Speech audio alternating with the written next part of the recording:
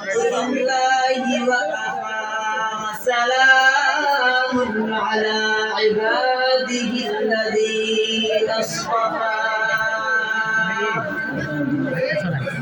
أما بعد فأعوذ بالله من الشيطان الرجيم بسم الله الرحمن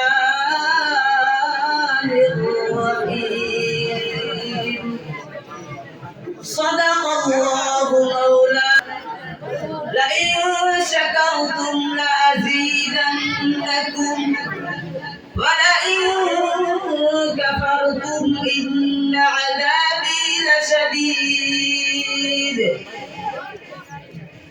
আল্লাহ পাক রব্বুল আলামিন কোরআন মাজিদে বলেন কেউ যদি আমার নিয়ামত পাইয়া নিয়ামতের শুকর আদায় করে আমি আল্লাহ পাক রব্বুল আলামিন তার নিয়ামতকে বাড়িয়ে দেই আর কেউ যদি নিয়ামত পায় শুকর আদায় না করে তাহলে তার নিয়ামতকে ছিঁড়ে নেয় এবং তাকে ইন্না আযাবি লাশাদীদ তাকে কঠিন আযাবে গ্রেফতার করা হয়। দুনিয়ার ভিতরে অনেক আলেম আছে যারা হাজার হাজার কোটি কোটি টাকার মালিক হওয়া সত্ত্বেও কোনদিন লোভ করেন নাই, যেমন সুলতান মাহমুদ গজনভী রাহমাতুল্লাহি আলাইহি। তিনি একজন বাদশা হওয়া সত্ত্বেও এমন ভাবে তিনি থাকতেন কেউ দেখলে মনে করবেন না তিনি একজন বাদশা। তিনি এক রাতে তাহাজ্জুদ নামাজ পড়ার জন্য উঠছেন। তাহাজ্জুদ নামাজ পড়ার জন্য উঠে তার রাজ্যকে ঘুরে ঘুরে দেখতেছে।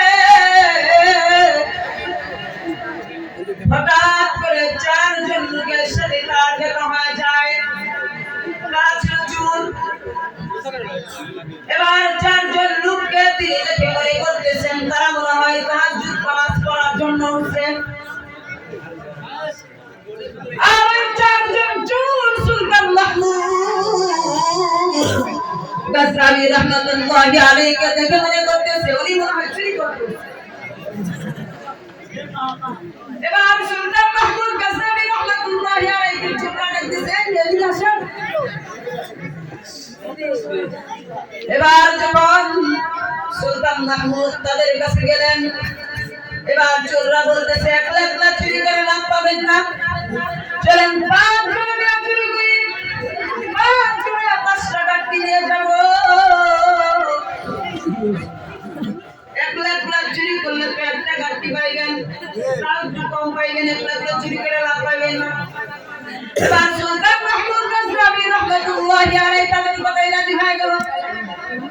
এবার বলে তোমাদের সাথে তো চুরি করতে যাব, তোমাদের কাজ কি যোগ্যতা আছে যদি আমার গলা বলে দেয়। এবার সুলতান মাহমুদ গজনভী রাহমাতুল্লাহি আলাইহি একজন চোর বলতেছে আমার যোগ্যতা হলো আমি কুকুরের ভাষা বুঝি। 2 নাম্বার জন বলতেছে আমার যোগ্যতা হলো আমি যদি তালি দেই তারা কইলা যায়। 3 নাম্বার জন বলতেছে আমার যোগ্যতা হলো আমি যদি ঘরের কিনারে যে গিরান দেই সোনা টাকা পয়সা কোথায় কি আছে সব বাইর করতে পারি। এবার 4 নাম্বার জনকে জিজ্ঞাসা করতেছে তোমার যোগ্যতা কি? এবার সে বলতেছে আমার যোগ্যতা হলো আমি যাকে রাতের বেলা দেখি দিনের বেলা তাকে স্পষ্ট ভাবে চিনি। এবার সুলতান মাহমুদ গজনভী রাহমাতুল্লাহি আলাইহি বলতেছে তোমরা সবাই তো দেখা যায় অনেক যোগ্য যোগ্য চোর, তোমাদের সাথে চুরি করা যায়, চোরা যায় চুরি করি। এবার চোররা বলতেছে আপনি তো চালাক কম না, আমাদের 4 জনের যোগ্যতা শুনলেন, আপনার যোগ্যতা শুনলেন না। এবার সুলতান মাহমুদ গজনভী রাহমাতুল্লাহি আলাইহি বলতেছে আমার যোগ্যতা হলো আমি যদি এই দাড়িটা ডান দিকে হারাই তাহলে পাশে লাভ হয়ে যায়, আর দাড়িটা যদি বাম দিকে হারাই তাহলে জেল লাভ হয়ে যায়। এবার চোররা বলে এটাই তো আমাদের দরকার বেশি, ঠিক আছে চলেন যাই চুরি করি। এবার চুরি করতে যাবে সুলতান মাহমুদ গজনবী রাহমাতুল্লাহি আলাইহি বলতেছে চুরি করতে তো যাবে, কার বাড়িতে চুরি করবে? এবার চোররা বলতেছে সুলতান মাহমুদের বাড়িতে চুরি করতে যাব। এবার সুলতান মাহমুদ গজনবী রাহমাতুল্লাহি আলাইহি বলতেছে ঠিক আছে চলো যাই। এবার যাচ্ছে চুরি করতে, গেটের সামনে তো বর্তমান খাও খাও করতেছে।